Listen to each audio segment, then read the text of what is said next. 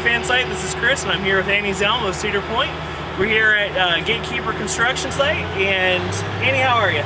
I'm doing great. I could not be any more excited than I am right now because, as you can see, there's a whole lot going on today. Awesome. So let's go ahead and get started with the questions. Why was Gatekeeper the name chosen for Cedar Point? Well, Gatekeeper was the name because, as you know, it's going to go directly over our main entrance. So we think of it as protecting, as guarding our park. It's really a symbol of that, as well as just the idea of the flying sensation that you'll get from this ride. Gatekeeper, we played around with names that were sort of in the line of, Griffin, and we decided that there would be a Griffin-like feel to this ride. Griffins, as you know, are the flying, lion head with the wings, the eagle head with the lion body. So that's how the color scheme on Gatekeeper is a little bit different from some of the other coasters here at the park, like Magnum, Maverick. They're kind of all red, but we noticed that this is blue, two-tone blue, and white supports. Why was that chosen? Well, our designers wanted a very modern feel to the Gatekeeper. They didn't want, sometimes when you think of Griffins and Gatekeepers, you think old and medieval, and they wanted something that was very modern and fresh, and also reflected the fact that the lake is right behind us. Something that would look good with the beach and the lake as a backdrop. So I think that blue really makes it pop. It really will stand out in our skyline. I noticed when I pulled up this morning that the blue definitely popped in the sky, made it look awesome coming up to the causeway, so I think good choice for sure. Oh, absolutely. On a day like this with that beautiful blue sky too, it just looks talking earlier, it's 170 feet tall. Why not go bigger? Was 170 like the max, or was it kind of a planning kind of thing, what we wanted? Well, it's already a world record breaker. What more can you ask for? No, they really felt that for this type of a coaster, this is already really pushing the limit to have a 164-foot drop. That is the tallest drop in the world for a wing coaster. You're already feeling very exposed. You're already, hanging on the side, literally hanging on the edge of your seat. So I think, just thinking of what would make the most sense for a ride like that, that was the height that they felt was going to be the best. And on announcement day, it was stated that a Gatekeeper will not have the typical B&M roar. Why is this, and how will it be changed from the typical what we would hear on Raptor? That's a very good question. Actually, the steel will be filled with sand so that it will eliminate a lot of that loudness. Part of that was, of course, you have the beach right there. It's very peaceful.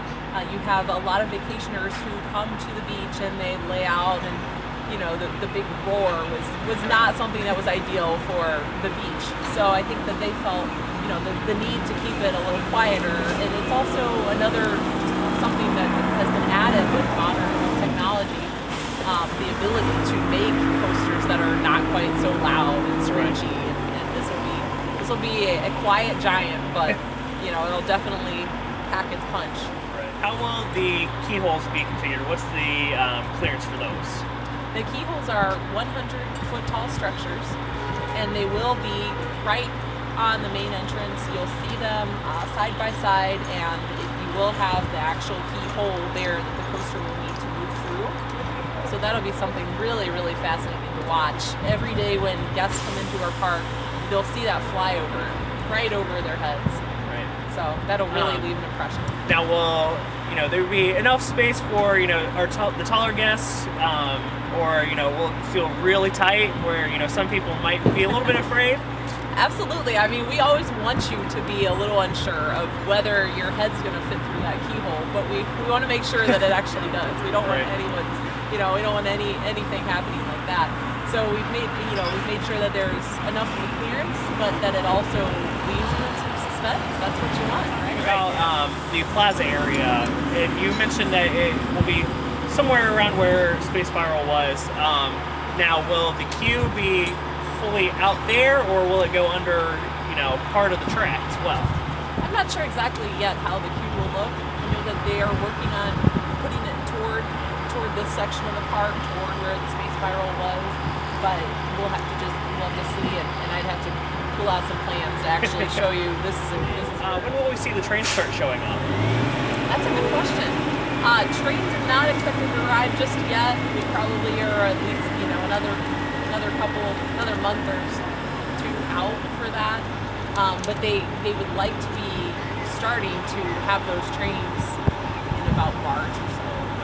I think the goal is by April to have the coaster actually able to run some testing. And are the trains built here in the U.S. or are they built over in the Vietnam factory? I don't know. I'd have to check with. Trains on the train, will they be over the shoulder? Like, how will they be configured? There'll be traditional chest restraint, but it will be a more comfortable, softer, flexible restraint, and it will also be more accommodating. We have one train that's going to be more accommodating for larger riders, which I know is something that we have not had in the park before, so that'll be a first for us here, and that's something to watch for. We have not yet set the height requirements, but hopefully very soon we'll be able to tell everyone that, and you can just be prepared. If you're a really tall guy too, hopefully we'll have that for you, and you'll. I'm here again with Annie inside the park. We're doing a little off-season tour. Looks a little different, doesn't it? It is insane. It's like a ghost town up here. If you guys ever got to see this in here, it's insane. So let's go ahead and start with the front gate. What's going to change aside from the front gate structure itself? Will Hurricane Hannah's and nearby buildings go through a little bit of change as well? As far as we know, nearby buildings are not going to change, but what will change is the actual ticketing process. That will be made more efficient and really streamlined so that it does take into account the fact that so many more people now buy tickets online, for example. There's not as much need for all of these ticket booths where you would buy the ticket the day of. So many people are more prepared now. They buy them even on their phones. They can buy the tickets. So more kiosks that make it just easier for people to scan what they have, scan their tickets, enter the park that way. Talking about the ticket booths, where exactly will they be located? Will they be located under the keyholes, or will they be out further?